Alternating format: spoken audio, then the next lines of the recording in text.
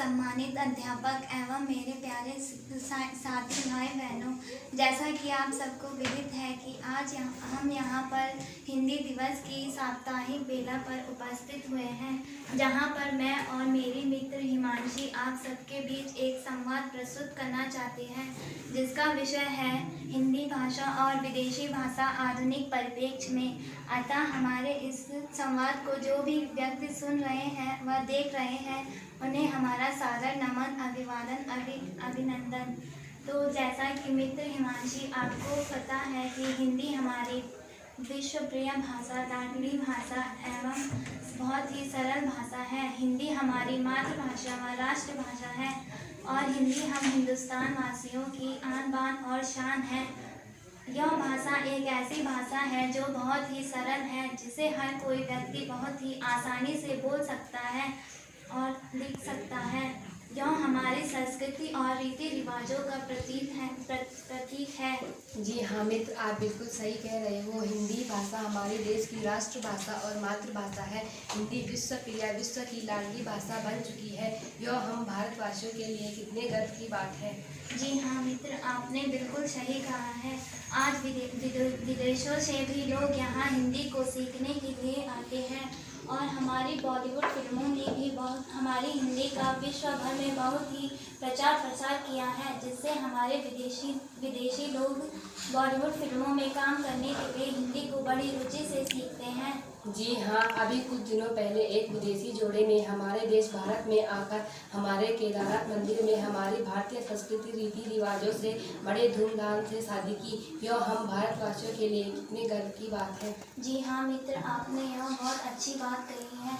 लेकिन विदेशी लोगों को अगर हमारे भारत को और हमारे रीति रिवाजों को और अच्छे से जानना होगा व यहाँ के योग और संस्कृति को जानना होगा, तो उन्हें पहले हमारे हिंदी भाषा को जानना होगा व सीखना होगा। जी हाँ मित्र, आप बिल्कुल सही कह रहे हो। हिंदी भाषा हमारे देश का मान सम्मान करती है, लेकिन हमें हिंदी भाषा के साथ साथ विदेशी भाषाओं को भी सीखना चाहिए।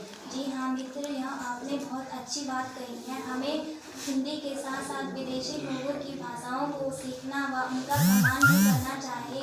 विदेशी भाषाओं से हमें आधुनिक काल में बहुत ही रोजगार और अधिक व्यापार में सुविधाएं प्रदान होगी। जी हाँ, हिंदी सबसे सरल भाषा है, लेकिन हिंदी भाषा हमारी पहचान और हमारी शान है। लेकिन हमें हिंदी भाषा के साथ साथ विदेशी भाषाओं को भी सीखना चाहिए। विदेशी भाषा भी हमें अनेक सुविधाएं प्रदान करती है। अरे मित्र, क्या आपको पता है कि कोरोना काल में भी हमारी हिंदी भाषा का बड़ा ही प्रचार प्रसार हुआ है? अरे सहेली, और कैसे, जरा विस्तार से समझाइए। जी हाँ सहेली, कोरोना काल में भी लोगों ने अपने मनोरंजन के संसाधन ढूंढ ही लिए।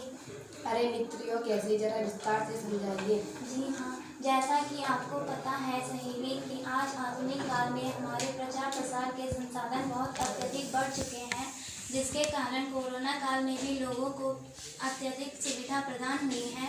यह ऐसे कि उन्होंने कोरोना काल में भी मोबाइलों से, अन्य ऐपों से अपनी मनोरंजन जैसे हिंदी कविताएं, चुटकुले और अत्यधिक साहित्य के कारनामे अपने सारे करके हिंदी भाषा के द्वारा भेजे हैं, जिनसे उनका मनोरंजन हुआ है और उन्हें कोरोना काल में भी कोई असुविधा नहीं हुई। जैसा कि मित्र आपको पता है कि आधुनिक काल में प्रचार प्रसार के संसाधन इतने बढ़ चुके हैं कि अब हम विश्व के किसी भी कोने में हो, हम अपने मोबाइल से अपने परिवार वालों के साथ बात कर सकते हैं व उन्हें देख सकते हैं व सुन सकते हैं। यह कितनी अच्छी बात है मित्र। जी हाँ मित्र, आप बिल्कुल सही कह रहे हो। आधुनिक काल में हमारी हिंदी का बड़ा प्रचार प्रसार हुआ है। हमारे देश भारत का बड़ा मान सम्मान हुआ है।